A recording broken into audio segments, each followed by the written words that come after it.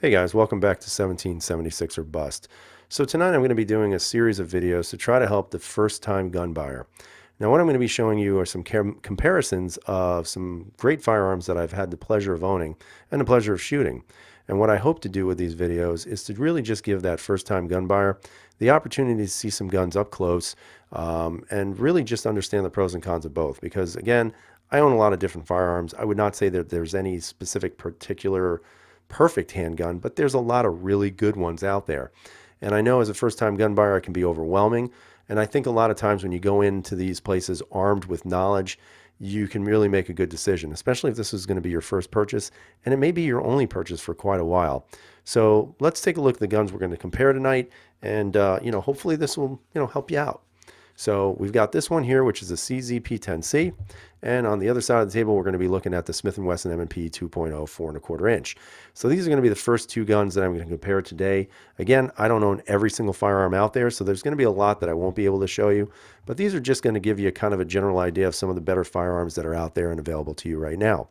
So let's go to the table, let's take a look and see what we can learn. All right, so back to the table we go. So overall, what you're seeing here on the table, as I said before, you've got the M&P 2.0 and you have the CZ P10C. Both guns are fantastic guns. I don't think if you have one or the other, you could go wrong technically with either gun.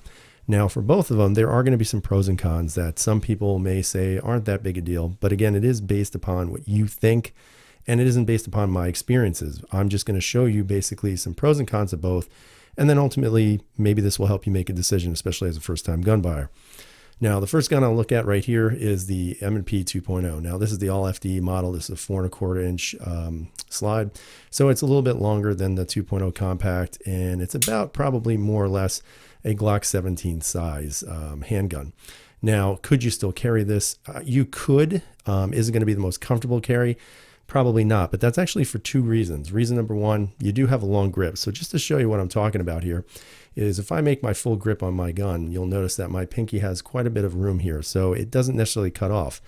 Now that's without the magazine. Now, obviously, if you put your magazine in, you can see that it extends even further. Now, this does give you a nice little purchase on the gun, especially when you put your support hand over that area. However, it's going to be a little bit more difficult to conceal if you're going to conceal the handgun to begin with. Now the CZ P10C, again, without the magazine in, you can see right here that, I have just a little bit of space there. So it's a little less than what was on the M&P 2.0.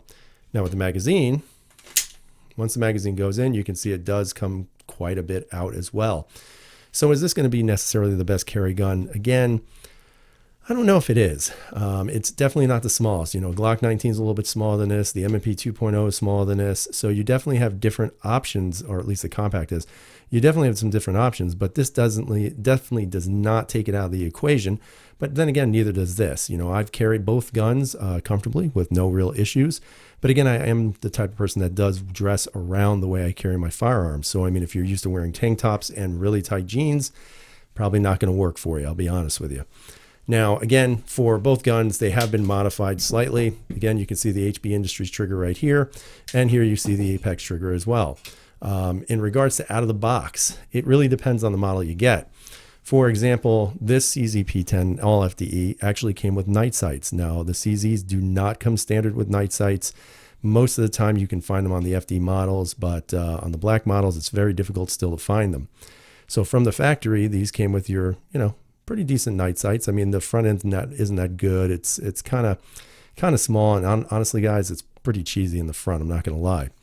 However, with the M&P 2.0, with this particular model and the all FDE, these came with the TrueGlow TFX sights. So these actually have a combination of fiber optics and tritium as well.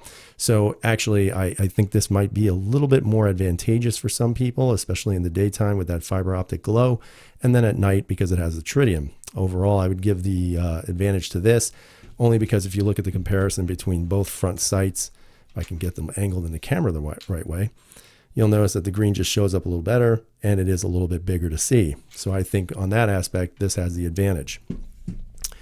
Now, let's say you're not a right-handed shooter and you're a left-handed shooter. Well, that's problematic because there's a lot of handguns out there. However, a lot of them don't share necessarily ambidextrous features.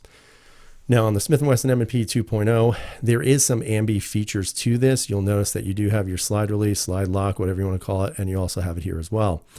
The magazine release, again, one-sided, but you can switch it over. So it's not fully ambi, but you can definitely switch it over to make it more useful for you as a lefty. Again, takedown lever is only on one side. So, I mean, again, if you're a left-handed shooter, would that really matter? Probably not. But it would be nice if you did have all full ambi controls. Again, how does this rack? It racks very easily, no issues. It's not a stubborn, it's not a tight slide. It feels pretty good to rack. Now, in order to release, you can just slam it shut like that. You can always slingshot it if you choose to. And then let's take a look at this one. This one's a little bit more difficult on this side, and I'm trying to do it right now. It is possible, but it takes quite a bit of hand strength to do that. So even though it's an ambi feature, I'll be honest with you guys, it's not very usable. So just keep that in mind if you're a left-handed shooter. Now, in regards to takedown, fairly simple. You've got your slide, you lock it back. Here's your takedown lever, you push down. You release the slide. Now, if you have the little yellow lever inside, I've actually gotten rid of mine. But there is a yellow lever inside, and I will show you where it's located. You usually can see it right about there. And if you stick like a punch in there and you push it down, you actually don't have to pull the trigger to release the slide. When you don't activate it, you do have to release the slide and the slide comes off. So some people are not too fancy with that. They feel that that increases the risk of potentially a negligent discharge. But if you're taking down your gun, you really should be checking in the first place, guys. No offense. In regards to CZ P10C, again, you do have full ambi controls. So again, you have your mag release on both sides, so you don't have to switch anything there.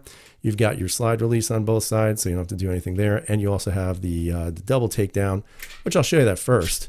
It's fairly simple. It's kind of like a Glock. You just pull the tabs down and push forward. No trigger needed to pull, which is kind of, I think, a nice feature for some people. Not for everybody.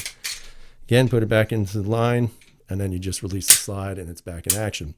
Now, one of the biggest complaints I've had with the CZ P10, and this is something, again, first gun buyers should really think about. When you're trying to release this slide with a loaded magazine or even unloaded, it is quite difficult to do so. Now, over time, it does loosen up. It does become a little bit easier, but still not as easy as something like this. On the other side, this, ambi slide release, this thing is almost impossible to do. I can't even get it done with my left hand most of the time. And there it goes. So it is quite difficult. Now, over time, again, like I said, it does loosen up, but it still doesn't loosen up to make it easy to do. And that's always been kind of a pet peeve of mine with this particular firearm. Mag releases, just to demonstrate. Again, this may not mean anything to you, but if you do have a very positive release of your mag, that is very helpful, especially if you're having to try or trying to do a quick mag. What's the word I'm looking for? Mag change. That's it. Now, of course, with the CZ P10, and again, this is another bone of contention with many CZ P10 owners. That's it. That's not much, guys. And at times, it will have some tendency to get a little bit stuck in there. And just so you know, with the ambi feature on the right, it's very difficult to release that magazine on the right side of that handgun. So again, just keep that in mind.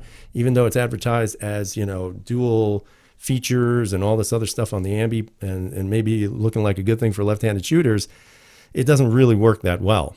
I mean, overall trigger-wise, out of the box, the P10 is definitely the winner with that. Now, you'll notice this is an aftermarket trigger from HB Industries, but the original trigger is a flat-face trigger. There's no hinge in it. It's very good shooting with a nice tight reset. So overall, the trigger advantage definitely goes to the CZ P10.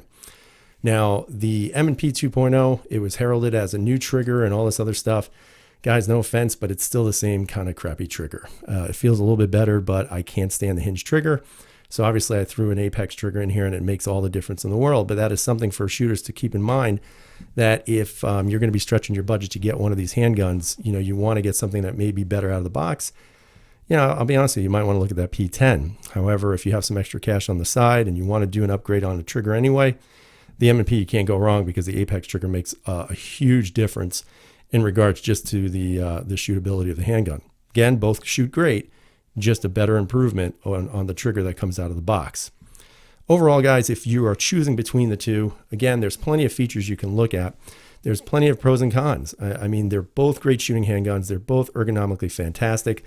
The stippling on the P10 you can see is more like a diamond pattern. And I will tell you, if your hands are a little bit sensitive and you go to grip that gun, get ready, because that's what you're going to see on the bottom of your hand. And that's totally normal. So some people don't like that. They say it's uncomfortable. Honestly, guys, I've shot over 1,000, probably around, let me see where I'm at now. Overall, with all the P10s that I've owned, probably 2,500 rounds, if not more. And I've never had any problem with my hand bothering me after shooting. The M&P 2.0, again, has a different type of stippling on it than previous models. It's no longer smooth. It's got almost like a sandpapery feel. Again, when you grip the gun, you give it a nice purchase, and you're really squeezing your gun. You're not going to really get marks on your hand, but you do definitely feel the texturing. It's like a sandpapery texture. Both to carry conceal, I would tell you that you're going to feel both on your skin if it's gun to skin contact. I would highly recommend wearing a shirt underneath, or a shirt and then another shirt over, just to be more comfortable carrying it. But again, that's my opinion. Doesn't necessarily mean that has to be yours. So overall, if you guys are the first time gun buyer and you're looking at these guns, you can't go wrong with either. It's just a matter of what you think is the best. In this regards, you can't go wrong with either. I love both of these handguns. I would tell you that I do prefer the M&P a little bit more than the P10, but again, that's just personal preference. But again, you can't go wrong with either. So for those of you who are watching the video, let me know what you think. Tell me, out of the two, what would you recommend for a first-time gun buyer? And then in about a week or so, we'll be putting another video with two other handguns that we're going to be taking a look at, and we'll do a comparison of those as well, so that we can give some more advice. So I hope you guys have a great night. Stay safe, and as always, freedom is never free.